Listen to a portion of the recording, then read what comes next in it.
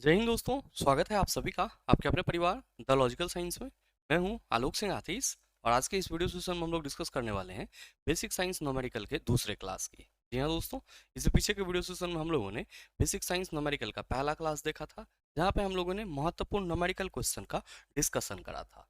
दोस्तों, आज के इस वीडियो सेशन में भी हम लोग वैसे ही न्यूमेरिकल क्वेश्चन की चर्चा कर रहे होंगे जो आपके पिछले ALP CBT 2 एग्जाम में पूछे गए हैं। तो आइए बिना अपने समय को गंवाए हुए शुरू करते हैं आज की इस सेशन की और देखते हैं एग्जाम रेलेवेंट क्या कुछ सीख पाते हैं। साथ ही ध्यान में रखिएगा इस सेशन का जो भी क्वेश्चन है सॉल्यूशन सहित PDF आपको हमारे टेलीग्राम ग्रुप से मिल जाएगा, जिसका लिंक इस वीडियो के नीचे डिस्क्रिप्शन में दिया हुआ है। आप वहां से जाकर के PDF को एक्सेस कर सकते हैं। साथ ही मेरे मित्र, ये आपका जो आज का संडे है ये आप सबों के लिए सुपर संडे है। मैंने एप्लीकेशन पे आप सबों को नोटिफिकेशन भी दिया था। और ध्यान में रखिएगा कि आज जो है 12 बजे रात तक, यानी कि आज 12 बजे रात तक, संडे के 12 बजे रात तक ALP CBT 2 के जितने भी बैचेज हैं, चाहे वो आपका बेसिक साइंस का हो या फिर फिटर का हो, डीजल मैकेनिक का बैच हो, वो सभी आप सबों के लिए 50% के डिस्काउंट पे अवेलेबल रहेगा। तो वैसे कोई भी छात्र जिनको लग रहा है कि हमें लेक्चर मिल जाता तो हम कवर अप कर लेते, तो आप सभी के लिए सुनहरा मौका है। ध्यान में रखिएगा ये बैच आपको द लॉजिकल साइंस एप्लीकेशन पे मिल जाएगा। और मेरे मित्र, अगर आपको बैच से संबंधित किसी भी तरह की अन्य जानकारी चाहिए तो आप ये नंबर नोट कर लीजिएगा, 9065 97 0477। 9065 97 0477। इस नंबर पे आप कॉल या व्हाट्सएप करके जानकारी प्राप्त कर सकते हैं। बहरहाल, जो मेरे मित्र आपका पहला क्वेश्चन है आज की इस सेशन का, क्वेश्चन नंबर 1 आपसे पूछा जा रहा है कि 12 ओम का प्रभावी प्रतिरोध प्राप्त करने के लिए 8 ओम और 15 ओम के दो प्रतिरोधों के समांतर क्रम में जोड़ा जाता है, तो R का मान ज्ञात कीजिए। मेरे मित्र, आपसे ये सवाल करा जा रहा है कि दो प्रतिरोध हैं जिसमें 8 ओम और 15 ओम है और इन दोनों को समांतर क्रम में जोड़ा जा रहा है। किस लिए? ताकि आपको जो समांतर क्रम का समतुल प्रतिरोध मिले वो कितना हो, 12 ओम हो। ये पूछा जा रहा है कि ये जो R है इसकी वैल्यू क्या होगी। क्या कहोगे कि गुरुजी, हम सबों को मालूम है कि समांतर क्रम में जुड़े हुए प्रतिरोध के लिए जो फॉर्मूला होता है वो 1/RP equal to 1/R1, 1/R1 plus 1/R2 होता है। अब चूंकि आपका समतुल प्रतिरोध दिया हुआ है 12 ओम, तो हम ये कह सकते हैं कि गुरुजी ये 1/12 इक्वल टू क्या हो जाएगा, 1/R1 की जगह R रखेंगे और फिर 1 क्या हो जाएगा, आप कहेंगे 15। अब मेरे मित्र, आप सभी क्या कहेंगे कि गुरुजी दोनों प्रतिरोध को चूंकि समांतर क्रम में जोड़ा जा रहा है, तो हम यहाँ पे अगर सॉल्व करें तो आप क्या कहेंगे कि इसका जो हमारा LCM होगा वो क्या होगा, आप कहेंगे 15R। और ये यहाँ से R कैंसिल होगा, आप कहेंगे 15 हो जाएगा। और प्लस यहाँ से 15 कैंसिल होगा तो ये R हो जाएगा। और आप कहेंगे 12 into 15 plus R equal to क्या हो जाएगा, 15R। और मेरे मित्र, 15 पर है 180 होता है और ये हो जाएगा 12R इक्वल टू 15R। और ध्यान दीजिएगा कि 180 इक्वल टू हम लोग 15R माइनस इस 12R को इधर ले जाए तो आप कहेंगे गुरुजी अगर ये इधर आएगा तो घट के हो जाएगा हमारा 3R। और 60 तिया 180 होता है, दैट्स वाई R का वैल्यू कितना आ जाएगा सर, 60 ओम आ जाएगा। R का वैल्यू कितना आ जाएगा, 60 ओम। जो आपसे सवाल करा जा रहा है कि 12 ओम का प्रभावी प्रतिरोध प्राप्त करने के लिए 8 ओम और 15 ओम के दो प्रतिरोधों को समांतर क्रम में जोड़ा जाता है, तो R का मान ज्ञात कीजिए। आप सभी क्या कहेंगे, गुरुजी 60 ओम। That's why right answer of this question is option number B. उम्मीद करते हैं समझ पाए होंगे। नेक्स्ट सवाल बहुत ही लॉलीपॉप सा सवाल है कि 1 मील लगभग 10 किलोमीटर के बराबर होते हैं। अब देखिए होता क्या है कि हम लोग बड़े बड़े क्वेश्चन के चक्कर में जो छोटे छोटे सवाल होते हैं उसको मिस कर देते हैं, तो हमारा जो रिजल्ट नहीं बनता है उसके पीछे ये एक बहुत बड़ा रीजन होता है। और आप हमेशा ध्यान में रखिएगा, किसी भी एग्जाम को आप अगर क्रैक करना चाहते हैं मेरे मित्र, न सिर्फ आपको छोटे क्वेश्चन को ढंग से टैकल करना होगा बल्कि बड़े क्वेश्चन पे तो आप मेहनत कर ही रहे हैं। आप सभी क्या कहेंगे कि गुरुजी 1 मील की बात करी जा रही है, तो हम सभी ये कहेंगे कि 1 मील लगभग 1.6 किलोमीटर के बराबर होता है। तो सही आंसर हमारा ऑप्शन नंबर डी हो जाएगा।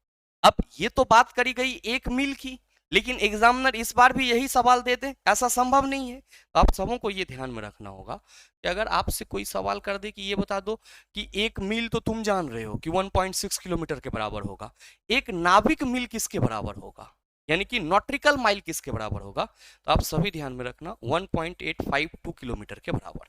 कितना, 1.852 किलोमीटर के बराबर। मेरे मित्र ध्यान देंगे, अगर आपसे ये पूछ लिया जाए कि दूरी मापने की जो सबसे बड़ी दूरी है सबसे बड़ी यूनिट है पारसेक, तो एक पारसेक कितना कितना के बराबर होता है? तो आप सभी कहेंगे गुरुजी 3.08 इंटू 10⁻16 मीटर के बराबर होता है। और इसी को अगर हम लाइट ईयर में व्यक्त करें तो 3.26 क्या कहेंगे? प्रकाश वर्ष यानी कि लाइट ईयर। अब मेरे मित्र अगर आपसे ये सवाल कर दिया जाए कि एक प्रकाश वर्ष में कितना दूरी होता है, एक प्रकाश वर्ष में कितना दूरी होता है, तो आप सभी याद रखना 9.46 इंटू 10⁻15 मीटर होता है। कितना होता है? 9.46 इंटू 10⁻15 मीटर। बहरहाल अगला सवाल आपके सामने है, क्वेश्चन नंबर 3 पूछा जा रहा है कि दो प्रतिरोधक 2 ओम और 6 ओम को श्रृंखला सीरीज में जोड़ा जाता है और इस संयोजन को 12 वोल्ट बैटरी से जोड़ा जाता है, तो बैटरी द्वारा आपूर्ति की जाने वाली शक्ति ज्ञात करें। क्या ये सवाल आपसे ना बनेगा? आप कहेंगे आसानी से बन जाएगा। दो प्रतिरोधक हैं 2 ओम और 6 ओम और दोनों को सीरीज में जोड़ा जा रहा है, तो आप सभी कहेंगे कि गुरुजी जो हमारा समतुल्य प्रतिरोध होगा वो RS equal to R1 plus R2, तो कितना हो जाएगा? 2 + 6, ये हो जाएगा हमारा 8 ओम। कितना? 8 ओम। अब कहा जा रहा है कि इस संयोजन को 12 वोल्ट के बैटरी से जोड़ा जा रहा है, मतलब आपके क्वेश्चन में विभवांतर कितना दिया हुआ है? 12 वोल्ट दिया हुआ है। और आपसे पूछा जा रहा है कि बैटरी द्वारा आपूर्ति की गई शक्ति पावर इक्वल टू व्हाट। क्या कहोगे कि गुरुजी हम सबों को मालूम है कि P इक्वल टू फॉर्मूला क्या होता है? VI, और हमको पूरे परिपथ का टोटल रेसिस्टेंस मालूम है 8 ओम और वोल्टेज मालूम है 12 ओम, और आपको मालूम है कि I इक्वल टू क्या होता है? V/R होता है। तो वोल्टेज 12 और प्रतिरोध आपका टोटल 8 है, तो आप सभी क्या कहेंगे कि गुरुजी इसीलिए पावर इक्वल टू जो है VI से हम सभी वोल्टेज कितना लेंगे? तो आप कहेंगे सर 12 वोल्ट से जोड़ा जा रहा है, तो वोल्टेज तो हमारा 12 ही होगा। अब I कितना होगा? आप कहेंगे 12/8। अब मेरे मित्र जब आप इसको सॉल्व करेंगे तो ये हो जाएगा बराबर है 44 से 144/8, और 18/8 कितना होता है सर? 44। मतलब जो आपसे सवाल पूछा जा रहा है कि दो प्रतिरोधक 2 ओम और 6 ओम को श्रृंखला में जोड़ा जाता है और इस संयोजन को 12 वोल्ट बैटरी से जोड़ा जाता है, बैटरी द्वारा आपूर्ति की जाने वाली शक्ति आप सभी कहेंगे 18 वाट होगी, तो सही आंसर ऑप्शन नंबर बी हो जाएगा।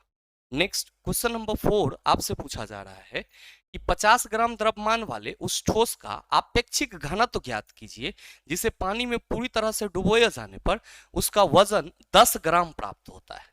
मेरे मित्र आप सभी ये ध्यान में रखना, हालांकि मैंने आपको बताया भी है कि जो ठोस का आपेक्षिक घनत्व होता है, जो ठोस का आपेक्षिक घनत्व होता है वो किसके बराबर होता है?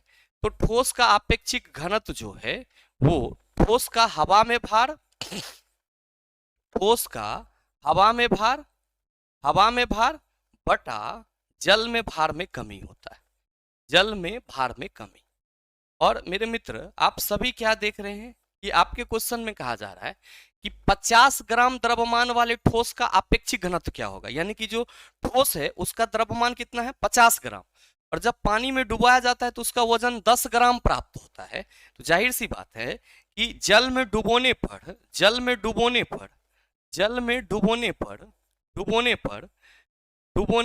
भार में कितनी कमी आई? भार में कमी कितनी आई? तो आप सभी कहेंगे कि गुरुजी जो हवा में भार था, यानी कि जो वायु में भार था, और साथ ही साथ आपका जल में जो भार है माइनस होगा, वायु में भार माइनस जल में भार, ये हमको क्या निकल जाएगा? जल में डुबोने पर उसके भार में आई कमी, क्या होगा? आप सभी कहेंगे वायु में भार 50 ग्राम और जल में कितना है? आप कहेंगे सर जल में है हमारा 10 ग्राम, तो भार में कमी कितना हुआ? आप कहेंगे सर 40 ग्राम। अब ठोस का अपेक्षित घनत्व कितना है? आप सभी कहते हैं कि गुरुजी ठोस का हवा में भार बटा जल में भार में कमी, तो आप सभी कहेंगे ठोस का हवा में भार 50 है और जल में भार में कमी कितना है? सर जी जल में भार में जो कमी आया वो 40 ग्राम का, ये 50/40, ये 0 0 कैंसिल और ये 1.25 हो जाएगा। सही आंसर आपका ऑप्शन नंबर सी हो जाएगा। आप इसको जब सॉल्व करेंगे तो मेरे मित्र वैल्यू आपको इतना ही आएगी। तो ऐसे सवाल भी आपसे धड़ल्ले से पूछे जाते हैं। तो मेरे मित्र अगर आप यहाँ पे थोड़ा सा फॉर्मूला पे फोकस नहीं करेंगे तो याद रखिएगा कि रेलवे का न्यूमेरिकल सॉल्व नहीं होगा, क्योंकि रेलवे का न्यूमेरिकल एकदम टू द पॉइंट फॉर्मूला है, फॉर्मूला याद है चला, न्यूमेरिकल क्वेश्चन 100% बनेगा, बशर्ते कि फॉर्मूला का इंप्लीमेंटेशन आपको मालूम हो। बहरहाल आपने सीबीटी 1 करेक्ट करके सीबीटी 2 में पाँव रखा है, तो कहीं ना कहीं इंप्लीमेंटेशन तो आपको फॉर्मूला का आसानी से मालूम होगा। नेक्स्ट सवाल देखिएगा, क्वेश्चन नंबर 5 पूछा जा रहा है कि 6 सेंटीमीटर गुना 8 सेंटीमीटर गुना 5 सेंटीमीटर माप और 1.92 न्यूटन भार वाले लकड़ी के एक टुकड़े का घनत्व केजी पर मीटर क्यूब में ज्ञात कीजिए और जी का वैल्यू 10 मीटर पर सेकंड स्क्वायर लीजिए। हड़बड़ाना नहीं है चेला, हड़बड़ाना नहीं है। क्या पूछा गया कि 6 गुना 8 गुना 5 सेंटीमीटर माप वाले जो लकड़ी का एक टुकड़ा है उसका घनत्व आपको ज्ञात करना है, जबकि उसका भार कितना दिया हुआ है सर जी 1.92 न्यूटन दिया हुआ है। आप सबों को मालूम है कि जो आपका घनत्व होता है, रो होता है, वो क्या होता है सर जी मास बटा वॉल्यूम। क्या होता है मास बटा वॉल्यूम।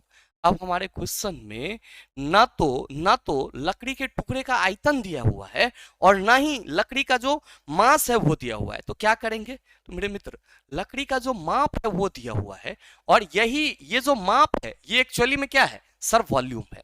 तो आप सभी ये कह सकते हैं कि लकड़ी के टुकड़े का, या आप सिंपल कह दो कि लकड़ी का जो आयतन होगा गुरुजी वो क्या हो जाएगा, तो 6 सेंटीमीटर गुना 8 सेंटीमीटर गुना 5 सेंटीमीटर। अब ध्यान देना चला कि हमको जो घनत्व निकालना है वो केजी पर मीटर क्यूब में निकालना है और जो डायमेंशन दिया हुआ है वो सेंटीमीटर में। तो आप कहेंगे गुरुजी इसमें क्या झमेला है, सबको 100 से डिवाइड कर दीजिए, सबको 100 से डिवाइड कर दीजिए और यहाँ पे जो सेंटीमीटर है इसको मिटा दीजिए, सेंटीमीटर मिटाते चला। अब देखो इसको कि अगर 6 सेंटीमीटर है तो इसको हम 6/100 मीटर कह सकते हैं, 8/100 मीटर कह सकते हैं और 5/100 मीटर कह सकते हैं या नहीं कह सकते। आप कहेंगे बिल्कुल। 8 पंचे 40, 40 छक्के 240 और ये क्या हो जाएगा 2 2 4 यानी कि 10 पर पावर आपका 10 पर पावर जो है आपका क्या हो जाएगा, आप कहेंगे सर 6 हो जाएगा। अब मेरे मित्र एक चीज गौर फरमाइएगा कि अगर हम इसको 24/10⁵ लिख दे तो आपको कोई दिक्कत होगा। आप कहेंगे बिल्कुल नहीं, क्यों, क्योंकि 10 ये आपका 6 जीरो है और यहाँ पे भी 10⁶ है, तो हम 6 जीरो तो लिख ही सकते हैं, एक जीरो को कैंसिल कर देंगे, हम सीधे इसको 24/10⁵ लिख दिए हैं। क्या आप कहेंगे सर वॉल्यूम किस में आएगा, मीटर क्यूब में आएगा, क्योंकि मीटर में तो हमने बदल लिया। अब मेरे भाई जो लकड़ी का भार है वो कितना दिया हुआ है सर, क्वेश्चन में 1.92 न्यूटन दिया हुआ है। तो आप सबों को मालूम है कि W इक्वल टू क्या होता है mg होता है। तो आपका जो लकड़ी के टुकड़े का भार है वो 1.92 न्यूटन है। मास आपको निकालना है, जी का वैल्यू 10 लेना है, तो m इक्वल टू क्या हो जाएगा 1.92/10। मेरे मित्र यहाँ से पॉइंट हटाओगे तो 2 जीरो आ जाएगा, ये कितना हो गया 192/10⁻3। कोई दिक्कत, 192/10⁻3 केजी, कोई दिक्कत है यहाँ, आप कहेंगे बिल्कुल नहीं है। आ जाइए अब फॉर्मूला पे, चूंकि रो इक्वल टू क्या होता है m/v मास बाई वॉल्यूम। मास आपने कितना निकाल, आप कहेंगे सर 192/10⁻3 ये हमारा मास है। अब बटा वॉल्यूम है, तो ये जब 24/10⁵ आएगा तो आप सभी क्या कहेंगे कि गुरुजी गुना में लिखेंगे तो 10⁵ ऊपर जाएगा और जो 24 है वो क्या होगा नीचे आएगा। अब मेरे मित्र आप सभी ये नहीं कह सकते हो कि गुरुजी ये 10⁻3 जो है ये 10⁵ है ऊपर में, तो इसको कैंसिल करके ये 2 कर देगा और इसका कहानी खत्म। आप कहेंगे कि sir ji rho equal to हमारा हो जाएगा 192 है और 10⁻2, तो आप कहेंगे 192 पर 2 जीरो आ जाएगा बटा 24 आ जाएगा। अब आप सबों को मालूम है कि 8 चौका 32 होगा और 8 दूना 16 3 19 होगा, यानी कि 24 अठे क्या हो जाएगा 92। तो आप सभी 24 अठे 192, तो आप सभी कहेंगे कि गुरुजी ये जो हमारा घनत्व हो जाएगा वो 800 केजी पर मीटर क्यूब। तो सवाल आपसे पूछा जा रहा है कि 6 सेंटीमीटर गुना 8 सेंटीमीटर गुना 5 सेंटीमीटर माप और 1.92 न्यूटन भार वाले लकड़ी के एक टुकड़े का घनत्व केजी पर मीटर क्यूब में क्या होगा, जहां पे आपको जी का वैल्यू 10 मीटर पर सेकंड स्क्वायर लेना है। आप सभी कहेंगे 800 केजी पर metre cube. That's why right answer of this question is option number D. सही आंसर क्या होगा, ऑप्शन नंबर डी हो जाएगा। नेक्स्ट सवाल देखना, क्वेश्चन नंबर 6 पूछा जा रहा है कि 60 केजी द्रव्यमान के एक पिंड का मंगल ग्रह पर भार 222 न्यूटन है, मंगल ग्रह पर गुरुत्वाकर्षण त्वरण मीटर पर सेकंड स्क्वायर में ज्ञात कीजिए। क्या ये सवाल ना बनेगा? आप कहेंगे बिल्कुल आसानी से बन जाएगा गुरुजी। यहाँ पे हमें द्रव्यमान दिया हुआ है और मंगल ग्रह पे भार दिया हुआ है। हम सबों को मालूम है कि गुरुजी W इक्वल टू mg होता है, तो g इक्वल टू हमारा W बटा m हो जाएगा। अब g ध्यान देना कि भार 222 न्यूटन और मास कितना है 60 केजी। सॉल्व कर लेना चला, ये 3.7 मीटर पर सेकंड स्क्वायर आएगा। That's why right answer of this question is option number D. ऐसे सवाल भी पूछे गए हैं और ये सभी सवाल आपके ALP CBT 2 2019 में जो हुए वहां के सवाल है। नेक्स्ट क्वेश्चन नंबर 7 पूछा जा रहा है कि दो कार x और y क्रमशः 50 किलोमीटर पर आवर और 75 किलोमीटर पर आवर की औसत गति से A से B तक की यात्रा करती है। चला मान लो कि ये A पॉइंट है और ये B पॉइंट है। अब A से B तक जो है x और y यात्रा कर रहा है, x और y यात्रा कर रहा है। कहां से सर? A से B तक।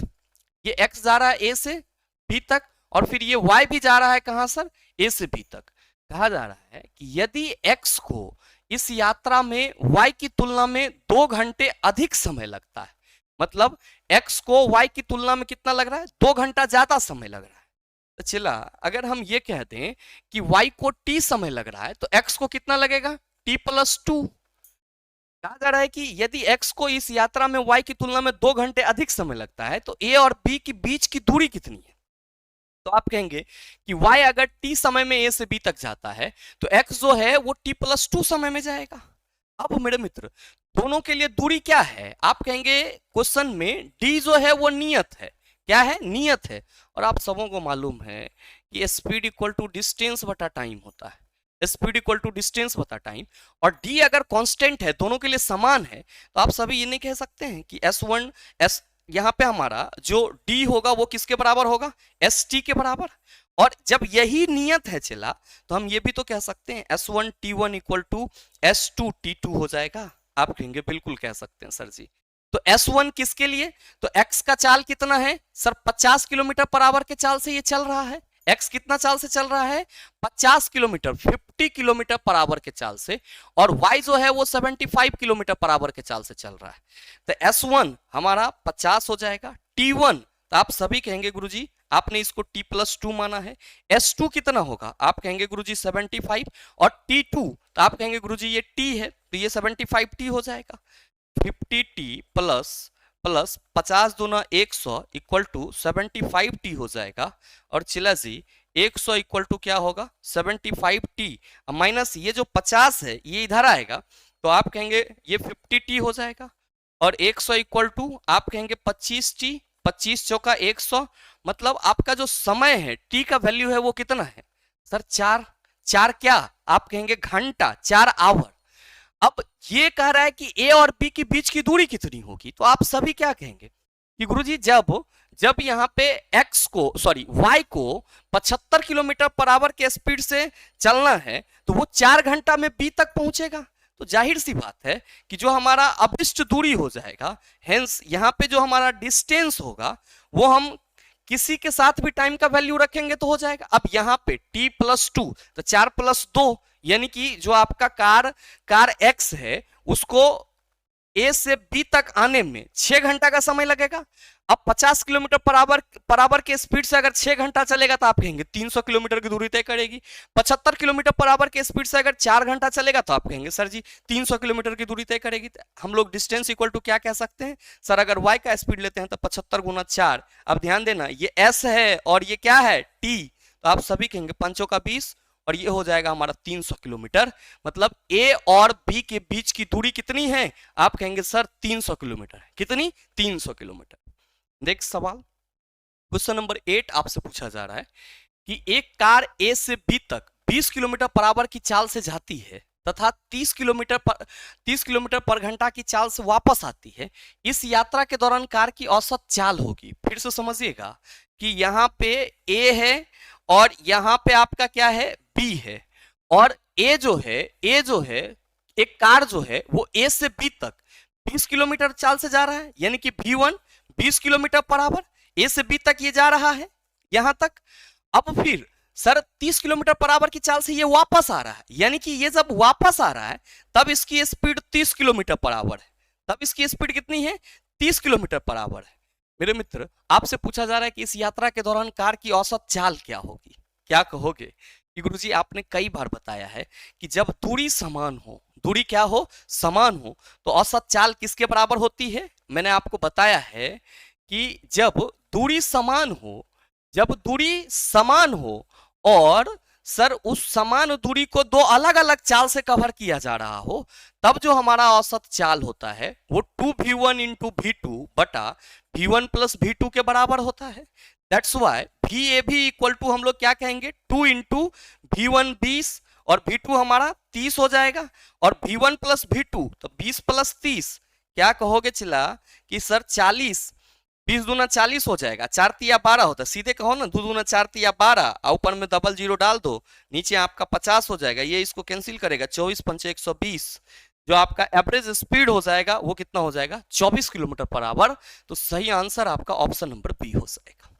नेक्स्ट सवाल, क्वेश्चन नंबर 9 आपसे पूछा जा रहा है कि लेड की विशिष्ट ऊष्माधारिता 125 जूल पर केजी केल्विन है। यदि लेड के 250 ग्राम के एक टुकड़े द्वारा 5 किलो जूल ऊष्मा अवशोषित किए जाने के बाद उसका तापमान 10 डिग्री सेल्सियस बढ़ता है, तो इसकी ऊष्माधारिता ज्ञात कीजिए। मैंने आपको ऊष्माधारिता के बारे में सर फॉर्मूला बताया है। Whenever we discuss about heat capacity, आप सभी क्या कहेंगे कि गुरुजी ऊष्माधारिता जो होता है वो अवशोषित ऊष्मा की मात्रा, अवशोषित ऊष्मा की मात्रा बटा ताप में वृद्धि होता है। बटा क्या होता है?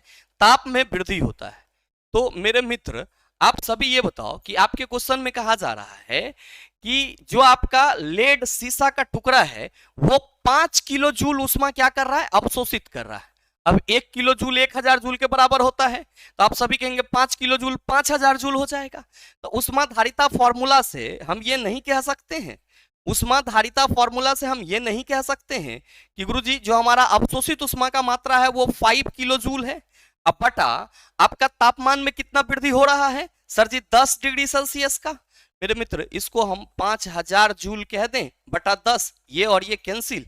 ध्यान रखिएगा कि ये जूल है और ये जो आपका टेम्परेचर है वो 10 डिग्री सेल्सियस है। तो आपको ये याद रखना होगा कि टेम्परेचर स्केल में जितना प्रति डिग्री सेल्सियस परिवर्तन होता है उतना ही प्रति डिग्री केल्विन में भी परिवर्तन होता है। क्यों?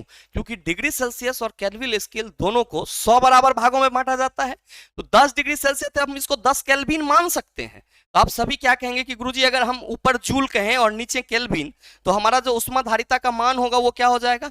500 जूल पर केल्विन, 500 जूल पर केल्विन। तो सही आंसर आप कहेंगे ऑप्शन नंबर बी हो जाएगा। नेक्स्ट सवाल, क्वेश्चन नंबर 10 आपसे पूछा जा रहा है। यहां ध्यान दीजिएगा, थोड़ा सा ऑप्शन आपका उल्टा है। यहाँ पे L बटा LD होगा और LD बटा L हो जाएगा। पूछा जा रहा है यदि किसी मशीन का भार, यदि किसी मशीन का भार L है और भार द्वारा तय की गई दूरी LD है, तो भार द्वारा किया गया कार्य डैश होगा। ऑप्शन है 1 बटा L इंटू LD, दूसरा है L इंटू LD, और तीसरा है L बटा LD, और चौथा है आपका LD बटा L। मेरे मित्र याद रखना कि यहाँ पे हम एक सरल मशीन का एग्जांपल लें जिसमें कि आपका ये आपका एक कोई लीवर है, उत्तोलक है। तो आप सभी क्या कहेंगे कि गुरुजी यहाँ से अगर ऊपर सामान उठाया जा रहा है तो ये इसका लोड पॉइंट होगा और ये जो है इसका फलक्रम पॉइंट होगा और यहाँ पे हमारा एफर्ट लगेगा। अब ध्यान देना कि ये जो फलक्रम है इसी बिंदु के चारों ओर आप कह सकते हो कि ये लीवर मूव करेगा। मेरे मित्र ये याद रखेंगे कि ये तो आपका लोड पॉइंट हो गया और ये एफर्ट पॉइंट हो गया। अब ये जो एफर्ट प्रयास आप यहां से बल लगाओगे, ये बल कहां तक लगेगा? सर इस फलक्रम तक लगेगा। अब इस लोड का जो बल होगा, इस लोड का जो बल होगा ये कहां तक? सर इस फलक्रम आलंब बिंदु तक लगेगा। मेरे मित्र याद रखना कि इसको हम लोग क्या कहते हैं?